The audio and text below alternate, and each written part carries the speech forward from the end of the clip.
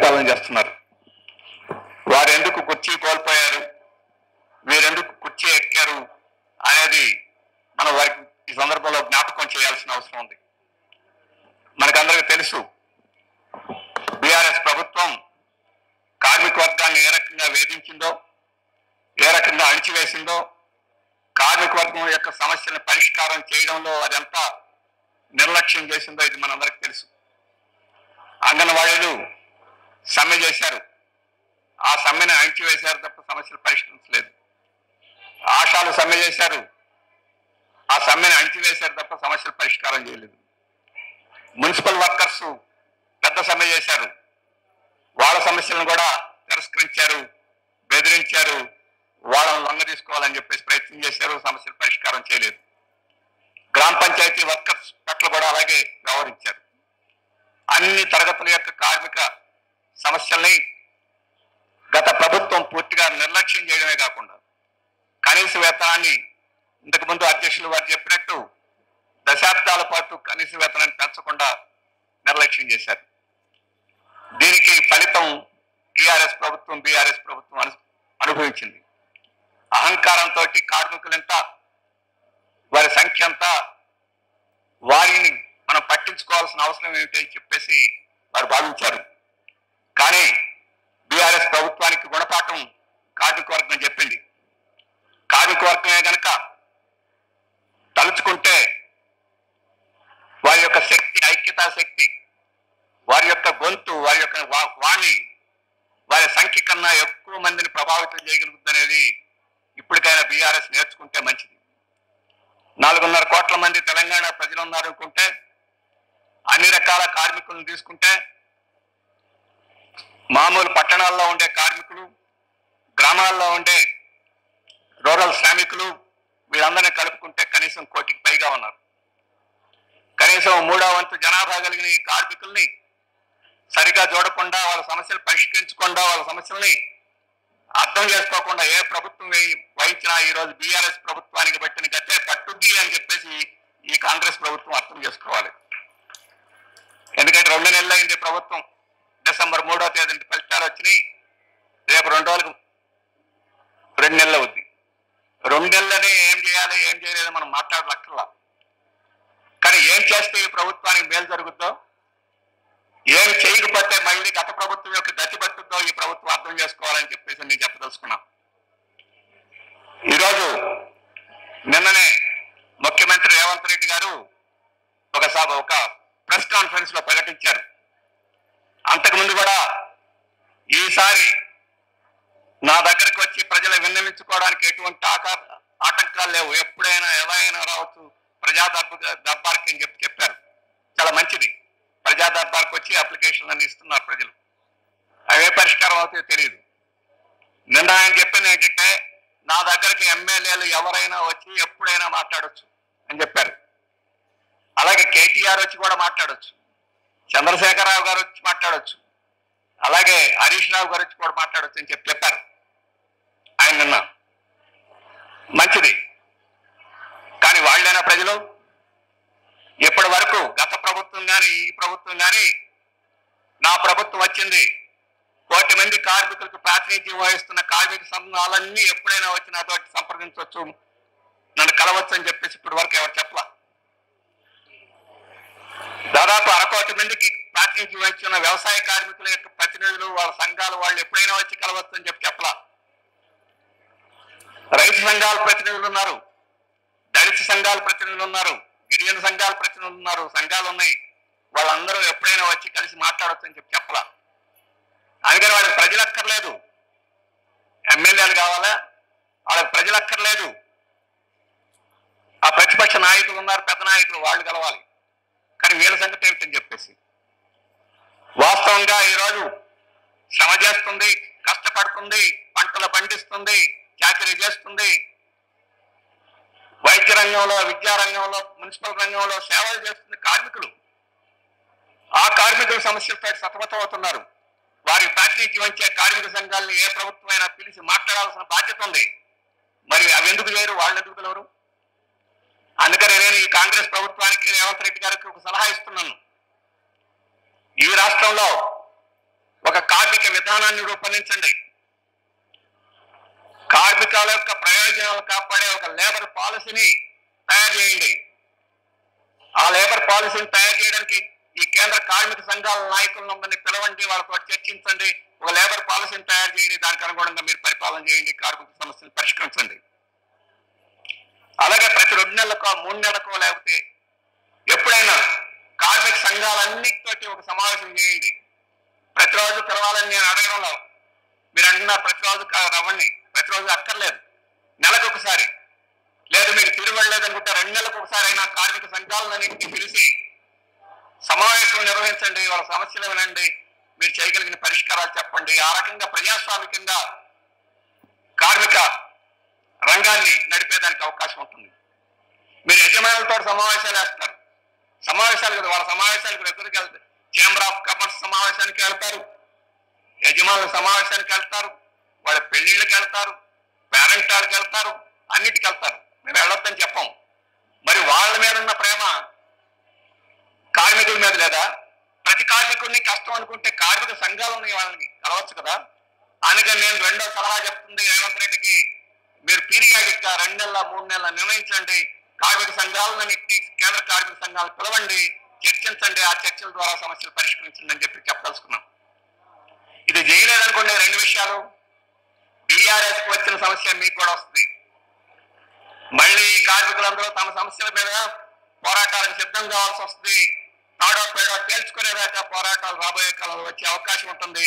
అటువంటి పరిస్థితి మీరు ఎదుర్కోవాలనుకుంటే కార్మిక సంఘాలతో చర్చించక్కర్లేదు, కార్మిక సంఘాలతో మీటింగ్ అక్కర్లేదు, లేబర్ పాలసీ అక్కర్లేదు. కానీ దాని యొక్క తమాషా మీరు చూడాల్సిన పరిస్థితి వస్తుంది. పక్కన ఈ మధ్యనే ఆంధ్రాలో దాదాపు 40 రోజులకు పైగా అంగన్వాడీలు సమ్మె చేశారు. ఇంతకుముందే చెప్పిన టిక్కల్లాగానే కార్మికులు నోటీస్ ఇచ్చేదానికి లేదు, వారిని సమ్మె చేసేదానికి లేదు, ప్రదర్శన చేసేదానికి లేదు, ఇళ్లలోనే అరెస్ట్ చేసి బస్సులు ఎక్కకుండానే నిరోధించి ఆ రకంగా చేశారు. కానీ ఆ సమ్మె తర్వాత చర్చలకు పిలవాల్సిన పరిస్థితి వచ్చింది, డిమాండ్లు అంగీకరించాల్సిన పరిస్థితి వచ్చింది. అటువంటి సమ్మెలే జరిగితే అక్కడ ప్రభుత్వానికి కూడా అదే గతి పట్టుద్ది. అదొక అనుభవం. కాబట్టి పాత ప్రభుత్వం నుంచి, పాత ప్రభుత్వం యొక్క దుర్మార్గమైన విధానాల గురించి కొత్త ప్రభుత్వం, కాంగ్రెస్ ప్రభుత్వం నేర్చుకోవాలని చెప్పేసి ఈ సందర్భంగా మేము సలహా ఇస్తున్నాం. ఈ మీటింగ్ లో సలహా మాత్రమే ఇస్తున్నాం, మేము సూచన మాత్రమే చేస్తున్నాం. తర్వాత మీటింగ్ లో సలహాలు సూచనలు ఉండవు. ఆ తర్వాత పోరాటాలు ఏమంటాయి, ఆ పోరాటాలు మీరు ఎదుర్కోవాల్సి ఉంటుందని చెప్పేసి రేవంత్ రెడ్డి గారికి నేను చెప్పదలుచుకున్నాను. ఎందుకంటే సిఐటియు కార్మికుల హక్కుల్ని ఈ ప్రభుత్వాలను బట్టి నిర్ణయించు. కార్మికుల హక్కుల్ని ఎవరైనా, కాంగ్రెస్ అయినా, బీఆర్ఎస్ అయినా, బీజేపీ అయినా, జగన్ అయినా, ఎవరైనా మాకు సమస్య కాదు. కార్మికులు ముఖ్యం. ఆ కార్మికుల కోసం పోరాటం చేస్తాం, ఎంతైనా పోరాటం చేస్తాం. అది సిఐటి యొక్క లక్ష్యం. అందుకని ఈ ప్రభుత్వం తొందరగా అర్థం చేసుకుంటే అంత మంచిదని చెప్పేసి నేను చెప్పాల్సింది. ఇంతకన్నా 2 నెలలని మనం ఇంతకన్నా ఎక్కువ మాట్లాడాల్సిన అవసరం లేదు. కానీ రేవంత్ రెడ్డి గారు మరొక విషయం చెప్పారు, మేము బీజేపీకి వ్యతిరేకంగా పోరాడతామని చెప్పేసి. ఎందుకు బీజేపీకి వ్యతిరేకంగా పోరాడాలి? ఇప్పుడు కేసీఆర్ కూడా బీజేపీకి వ్యతిరేకంగా పోరాడతామనే చెప్పారు. ఇప్పుడు వాళ్ళిద్దరు ఏం మాట్లాడుకుంటున్నారంటే, కాంగ్రెస్ బీజేపీ కొమ్ముక్కైందని బీఆర్ఎస్ వాళ్ళు అంటున్నారు, బీఆర్ఎస్ వాళ్ళేమో, కాంగ్రెస్ వాళ్ళేమో బీఆర్ఎస్ బీజేపీ కొమ్ముక్కైంది అంటున్నారు. మనందరికీ ఏమర్థం అవుతాం, ఇద్దరు కొమ్ముక్కు అవుతున్నారా అని అనిపిస్తుంది. సరే, మీరు ఎవరు కొమ్ముక్కు అవుతారనే సమస్య కాదు, అందరం కలిసి ఈరోజు బీజేపీని ఓడించాలా. కాంగ్రెస్, బీఆర్ఎస్, సిపిఎం, సిపిఐ, సిఐటియా, ఏఐటియా అని చెప్పే సమస్య లేదు. అందరం కలిసి పోరాటం అవసరం ఉంది. ఈరోజు ఎంతకుముందు తపస్యం గారు చెప్పారు, రేపు 16వ తేదీ భారత్ గ్రామీణ బంధు, జనరల్ స్ట్రైక్, వీటిల్లో ఐఎన్టీసీ కూడా ఉంది. Indian national trade union Congress యొక్క సంస్థ అది. ఈరోజు బీజేపీకి వ్యతిరేకంగా కార్మిక సంఘాలు పోరాడుతుంటే కాంగ్రెస్ యొక్క అనుబంధ సంస్థ కూడా ఈరోజు ఈ పోరాటంలో ఉంది. మరి అటువంటి స్థితిలో రేపు 16వ తేదీ సమ్మె, అలాగే రూరల్ బంద్ ఇవన్నీ జరుగుతున్నప్పుడు ఇక్కడ కాంగ్రెస్ ప్రభుత్వం ఎలా వ్యవహరించాలి, దానికి సానుకూలంగా స్పందించి కార్మికులకు అండదండలు ఇచ్చి మీరందరూ ఈ సమ్మెలో పాల్గొండి, గ్రామీణ బంద్ చేయండి అని అధికారికంగా ప్రకటించక్కర్లేదు. కానీ కాంగ్రెస్ పార్టీ ఆ వైఖరి తీసుకోవాలి. అప్పుడే బీజేపీకి వ్యతిరేకంగా మేము పోరాటంలో నిజాయితీ ఉంది మాకు అని చెప్పి రుజువు చేసుకోవడం అవుద్ది. లేకపోతే మీరు అక్కడ ఒక బీజేపీకి వ్యతిరేకంగా ఒక ప్రెస్ స్టేట్మెంట్ ఇచ్చి చేతులు దులుపుకొని ఇంట్లో కూర్చొని మేము బీజేపీకి వ్యతిరేకంగా పోరాడుతున్నాం అంటే కుదరం. అందుకని రేపట్లో కూడా కాంగ్రెస్ ప్రభుత్వం, ఈరోజు కేరళ ప్రభుత్వం ఉంది, వామపక్ష ప్రభుత్వం, సిపిఎం వామపక్షాల నాయకత్వాన అక్కడ ప్రభుత్వం ఉంది. ఏ కార్మిక పోరాటం వచ్చినా, ఏ తెలుగు పోరాటం వచ్చినా దాని సంఘీభావంగా ఈరోజు అక్కడ ప్రభుత్వం ఉంది. కార్మిక సమస్యలు లేవనెత్తితే వెంటనే చర్చలు పిలిచి చర్చల ద్వారా పరిష్కారం చేసి ఆ రకంగా కార్మికులకు సానుకూలంగా వ్యవహరిస్తుంది. అక్కడ సమ్మె చేయాల్సిన అవసరం లేదు. ఎందుకు అవసరం లేదంటే ఆ ప్రభుత్వం వెంటనే కార్మిక సమస్యలు ఉన్నాయని చెప్పగానే సమావేశం నిర్ణయించింది, కార్మిక సంఘాలతో మాట్లాడుద్ది, చర్చలు చేసిద్ది, సానుకూలమైన పరిష్కారాలు చేసిద్ది. అందుకని అక్కడ సమ్మెలు జరగటం లేదు. ఇక్కడ కూడా ఆ పని చేయమండి. సమ్మెలు చేయడం మనకు సరదా కాదు, మనకు ఉత్సాహం కాదు. కానీ అటువంటి పద్ధతిలో అక్కడ వామపక్ష ప్రభుత్వం వ్యవహరిస్తుంది. మరి ఇక్కడ కాంగ్రెస్ ప్రభుత్వం బీజేపీకి వ్యతిరేకంగా పోరాడతాను అని చెప్తున్నప్పుడు కార్మిక సమస్యల పట్ల ఆ రకంగా వ్యవహరించాలి. లేకపోతే మీరు చెప్పేది ఒకటి చేసేది ఒకటి మోసకారితనం అనిపించుకుంటుంది. ఆ రకంగా మీరు ముద్ర వేసుకోకుండా వ్యవహరించాలని చెప్పి నేను కోరుతా ఉన్నాను. ఈరోజు మోడీ గారు ఏం చేస్తున్నారు? కార్మిక హక్కులను కాలరాస్తా ఉన్నారు. లేబర్ కోడ్స్ తెచ్చారు, కార్మిక హక్కు లేదు, సమస్యలు లేవు. పక్కన ఎస్మా పెట్టారు, సమ్మె చేస్తుంటే ఎస్మా పెట్టారు. ఎంత ధైర్యం వచ్చింది ఆ ప్రభుత్వానికి? అది కేంద్రంలో అధికారంలో ఉండే మోడీ ప్రభుత్వం యొక్క అండదండలు లేకుండా. అందుకని మన హక్కులు అంగన్వాడీలు, స్కీమ్ వర్కర్స్, మున్సిపల్ వర్కర్స్ ఉన్నారు ఇక్కడ. మన హక్కుల కోసం పోరాడుతున్నాం. కేంద్ర ప్రభుత్వం ఏం చెప్తుంది? మున్సిపాలిటీలన్నింటిలోనూ ప్రైవేటీకరించండి, మున్సిపాలిటీలోనూ శాశ్వతమైన ఉద్యోగులు లేకుండా చేయండి వాళ్ళు అక్కడి నుంచి రాష్ట్ర ప్రభుత్వాలకు సలహాలు ఇస్తున్నారు. రైతులకు ఏం చెప్తున్నారు? మీరు బోర్వెల్స్ కని మీటర్లు పెట్టండి, మీటర్లు పెట్టి రైతుల దగ్గర కూడా బిల్లు వసూలు చేయండి అని చెప్పేసి కేంద్ర ప్రభుత్వం, బీజేపీ వాళ్ళు రాష్ట్ర ప్రభుత్వానికి చెప్తున్నారు. మరి ఇవన్నీ జరుగుతున్నప్పుడు మన బీజేపీకి వ్యతిరేకంగా కేంద్రంలో పోరాడకపోతే అక్కడ ఏదో ఢిల్లీలో ఉంది అధికారంలో, అక్కడ చేసే పనులన్నీ మనకి రోజు ఇక్కడ నష్టం చేస్తూ ఉన్నాయి. దానికి వ్యతిరేకంగా పోరాడాల్సిన అవసరం ఉంది. రేపు 22, 24 ఏప్రిల్ మేలో ఎన్నికలు రాబోతున్నాయి. కేంద్రంలో అధికారంలో ఎవరు ఉండాలో ఈరోజు చర్చ జరుగుతూ ఉంది. ఈ రాష్ట్రంలో బీజేపీకి 4 పార్లమెంట్ స్థానాలు ఉన్నాయి. మన ఎన్నికల్లో 14% ఓట్లు వచ్చినాయి. 2019 ఎన్నికల్లో 19% ఓట్లు వచ్చాయి. అందుకని ఈ రాష్ట్రంలో కూడా బీజేపీకి ఆ 19% ఓట్లు రాకూడదు, ఆ 4 పార్లమెంటరీ సీట్లు రాకూడదు. అప్పుడే కేంద్రంలో బీజేపీని ఓడించగలం. అందుకని మన బాధ్యత అక్కడ ఏదో ఢిల్లీలో ఏం జరుగుతుందని కాదు, ఈ రాష్ట్రంలో బీజేపీకి నూకలు లేకుండా చేయాలి. అందుకని మనం కృషి చేయాల్సిన అవసరం ఉంది. ఈరోజు మోడీ గారు ఏం చెప్తున్నారు? నేను అయోధ్యలో రామాలయం కట్టాను, నేనే పూజ చేశాను, నేనే రాముడి విగ్రహానికి గంట తీశాను, కాబట్టి నాకు జనమందరూ ఓట్లు వేయండి అని చెప్తున్నాడు. ఆ రకంగా మతాన్ని ఉపయోగించి ఈరోజు గెలవాలని ప్రయత్నం చేస్తున్నాడు. కార్మికుల సమస్యలు పరిష్కరించాను, వాళ్ళ జీతం పెంచాను, ప్రభుత్వ రంగాన్ని రక్షించాను, ఉత్పత్తి పెంచాను, కొత్త వాళ్ళకి ఉద్యోగాలు ఇచ్చాను, నాకు ఓట్లు ఏంటంటే అర్థం చేసుకోవచ్చు. రాముల వారి గారికి పోయి ఆయన చెప్పాలండి, ఇక్కడ భద్రకాళి ఉంది దేవాలయం, అక్కడ పోవడానికి ఆయన చెప్పాలా? మనం పోవడం లేదా? సమ్మక్క సారక్క జరుగుతోంది, ఆయన చెప్పాలా? మనం పోవడం లేదా? ఇక్కడ 1000 స్తంభాల గుడి ఉంది, అక్కడ శివుడు ఉన్నాడు, అక్కడ పోవడానికి ఆయన మీద ఇష్టం ఉన్నాడు, అక్కడ పోవడానికి ఆయన చెప్పాలా? చర్చి ఉంటే అక్కడ చర్చికి పోయి ప్రార్థన చేయడానికి క్రైస్తవులకి మోడీ గారు చెప్పాలా? మస్జిద్కి వెళ్ళి నమాజ్ చేయడానికి ఆయన చెప్పాలా? మనం దేవుడి మీద భక్తి ఉన్నవాళ్ళం, మనం నచ్చిన పద్ధతిలో నచ్చిన దేవుడి దగ్గరికి పోతాం, పూజ చేసుకుంటాం, దేవాలయానికి వెళ్తాం. ఇప్పుడు యాదాద్రికి వెళ్ళి పోవాదలుచుకున్న వాళ్ళు కూడా యాత్రకి వెళ్ళదలుచుకుంటూ వెళ్తాం.